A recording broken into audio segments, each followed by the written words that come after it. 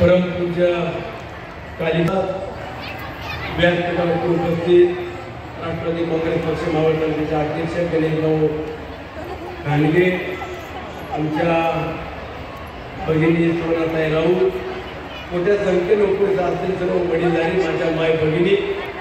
सहकारी बांधव आणि पत्रकार मित्रांनो, ज्यांनी या कार्यक्रमाचं आयोजन केलं आणि आपल्या सर्वांना या धार्मिक सोहळ्यामध्ये सहभागी करून घेतलं, असं माझा सहकारी प्रशांतदादा भागवत याच्यासाठी आपण सर्वांनी प्रथमतः टाळ्या वाजवून त्याचं अभिनंदन करावं।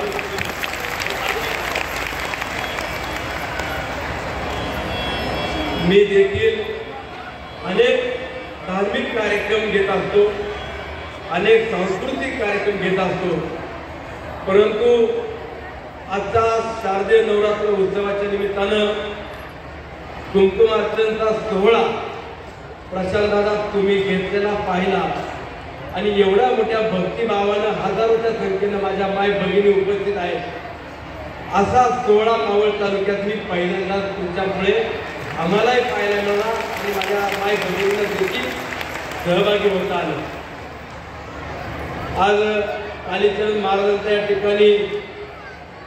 धार्मिक कार्यक्रम या ठिकाणी संपन्न होणार आहे। जागरण गोंधळाचा कार्यक्रम या ठिकाणी झाला, अनेक धार्मिक विधी देखील संपन्न झाले। हा सोहळा पाहिल्यावरती आपल्या सगळ्यांच्याच मनामध्ये एक भावना निर्माण होते ती प्रशांतदादा आणि आमच्या ताईच्या संदर्भात एवढा मोठा सोहळा करतायत आणि आगामी येणाऱ्या जिल्हा परिषद निवडणुका असतील, पंचायत समितीच्या निवडणुका असतील किंवा अजून काही त्यांच्या मनातली इच्छा ती सुद्धा कुठेही लपत नाही, परंतु राजकारणामध्ये कुणाला काय मिळेल हे सांगू शकत नाही। परंतु प्रशांतदादा, मी आमदार म्हणून काम करताना मला जे माय भगिनींचं प्रेम मिळालं, आशीर्वाद मिळाले, हे राजकारणाच्या पदापेक्षा पलीकडे आहेत आणि तेच आशीर्वाद तुम्हाला ज्या माय भगिनी द्यायला या ठिकाणी आल्या याचा देखील मला आनंद होतो। पण आपण राजकारणाच्या पलीकडे जाऊ, एक सामाजिक बांधिलकी जपून